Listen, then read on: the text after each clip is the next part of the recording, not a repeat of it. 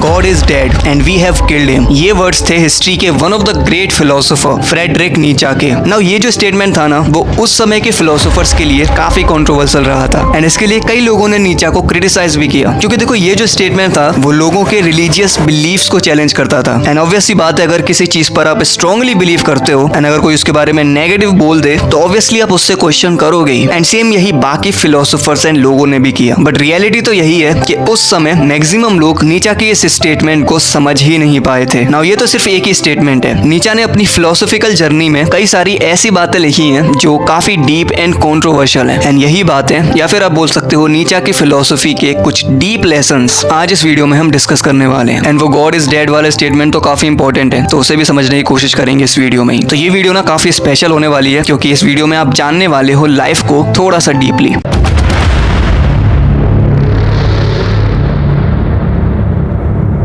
Lesson number 1, the will to power. देखो Nietzsche कहते हैं कि हम ह्यूमंस में फंडामेंटल मोटिवेटिंग फोर्स कोई सरवाइव करने की इच्छा या फिर सिर्फ प्लेजर देने वाली चीजों को तलाशने की इच्छा नहीं है, बल्कि शक्ति यानी पावर की इच्छा है। हम पावरफुल बनना चाहते हैं and this power is beyond dominance over others. हमें लगता है कि पावर का मतलब सिर्फ दूसरों को डोमिनेट ही करना होता है, जैसा कि हमें टीवी या फिर मूवीज में दिखाया जाता है। बट नीचा का पावर कंसेप्ट थोड़ा सा ब्रॉडर है। नीचा कहते हैं कि पावरफुल बनने का मतलब है अपनी creativity, ambitions, personal growth and self mastery जैसी चीजों को डोमिनेट करना। ये एक ड्राइविंग फोर्स है ऑब्स्टिकल्स को दूर करने के लिए, खुद को इंप्रूव करने के लिए एंड इस दुनिया में अपनी एक छाप छोड़कर जाने के लिए। तो इस पॉइंट से नीचा हमें समझाते हैं कि बी पावरफुल। लाइफ को पावरफुल बनने के लिए जियो, ना कि सिर्फ सर्वाइव करने या फिर प्लेजर कंज्यूम करने के लिए, क्योंकि वो तो जानवर भी कर रहे हैं। एंड अगर आपके पास पावर है और आप एक पावरफुल इंसान हो, तो ना सिर्फ आप खुद के लिए बहुत कुछ कर सकते हो, बल्कि अपनी फैमिली के लिए, इस सोसाइटी के लिए, अपनी कंट्री के लिए, इवन इस वर्ल्ड के लिए भी बहुत कुछ कर सकते हो। Lesson number 2, live dangerously. Nietzsche कहते हैं the secret of reaping the greatest fruitfulness and the greatest enjoyment from life is to live dangerously. मतलब लाइफ में रिस्क,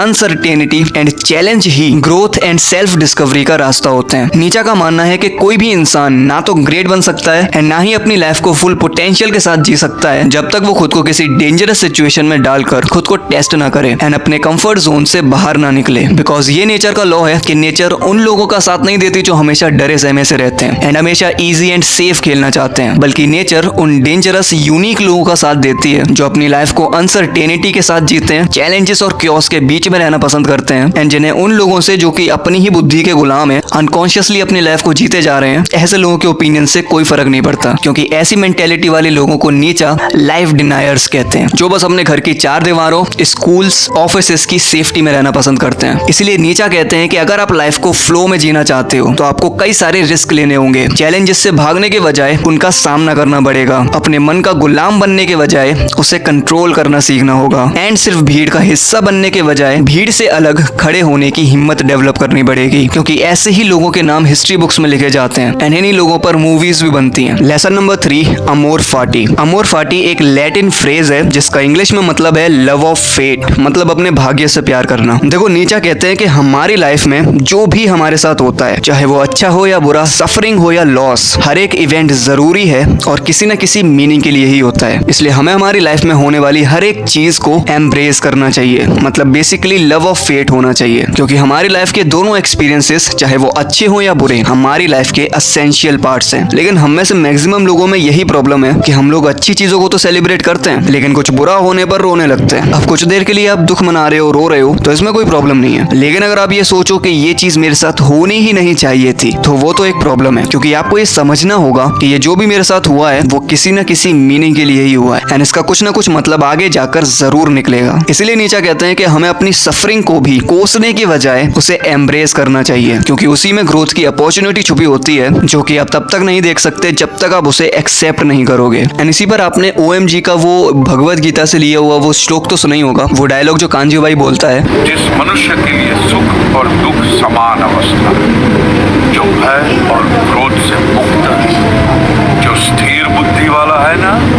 वही सिद्ध पुरुष कहलाता। Lesson number 4, the importance of suffering. अब इस बात को जरा गौर से सुनना। नीचा कहते हैं कि जो चीज हमें जान से मार नहीं सकती वो चीज हमें और स्ट्रॉन्ग बनाती है। ये लाइन थोड़ी सी डीप है, जरा सोचना इसके बारे में बैठकर, क्योंकि देखो हम सभी को ये लगता है कि सफरिंग हमेशा नेगेटिव ही होती है एंड ये जितनी ही कम हो उतनी ही हमारी लाइफ अच्छी होने वाली है, लेकिन ऐसा बिल्कुल भी नहीं है। नीचा कहते हैं कि सफरिंग हमारे एक्सपीरियंस के लिए एक फंडामेंटल एक्सपेक्ट है जो हमें ड्राइव करता है ग्रोथ एंड ट्रांसफॉर्मेशन के लिए। जैसे कि फिजिकल मसल्स स्ट्रॉन्ग बनती हैं रेजिस्टेंस और स्ट्रेस देने से, वैसे ही हमारा कैरेक्टर और कैपेबिलिटीज स्ट्रॉन्ग होती हैं सफरिंग और एडवर्सिटी से। इसीलिए हमें सफरिंग और पेन वाली सिचुएशंस को एक नेगेटिव पर्सपेक्टिव से नहीं बल्कि एक ग्रोथ की अपॉर्चुनिटी के पर्सपेक्टिव से देखना चाहिए। देखो नीचा ने इस बात को बिल्कुल क्रिटिसाइज करते हैं कि हमें सिर्फ प्लेजर को प्रायोरिटाइज करना चाहिए और पेन को अवॉइड करना चाहिए। उनका मानना है कि सिर्फ प्लेजर या कंफर्ट के पीछे भागना और सफरिंग और पेन को अवॉइड करना आपको एक शैलो और अनफुलफिल्ड लाइफ की ओर ले जाता है, क्योंकि ट्रू फुलफिलमेंट सफरिंग और चैलेंजेस का सामना करने और उसे ओवरकम करने से आती है, ना कि उसे अवॉइड करने से। एंड इसीलिए ही हमें वो वाली मूवीज ज्यादा पसंद आती हैं जिसमें हीरो की लाइफ में काफी सारी प्रॉब्लम होती हैं जिसका वो सामना करता है। Lesson number 5, the death of God. देखो जब नीचा ने ये डिक्लेयर किया था कि गॉड इज डेड, तो उनका लिटरली ये मीनिंग नहीं था बल्कि मेटाफोरिकली था।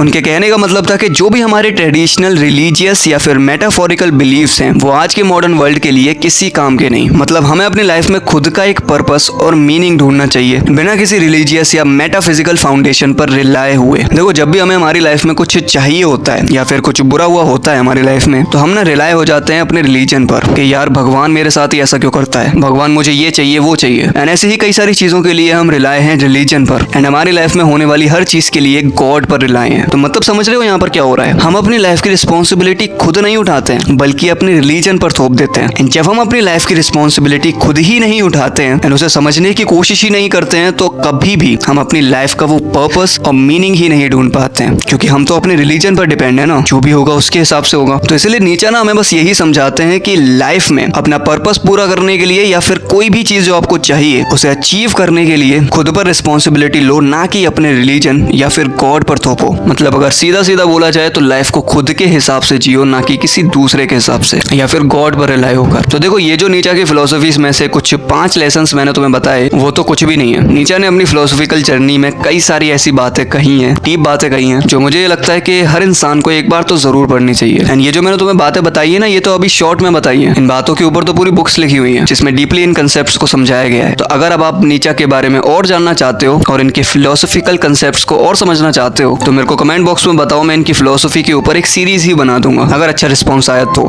अगर वीडियो पसंद आई हो तो लाइक जरूर करना एंड सब्सक्राइब जरूर कर लेना इस बार चैनल को। तो अब मैं मिलता हूँ आपसे अगली वीडियो में, तब तक के लिए keep learning about life deeply. जय हिंद।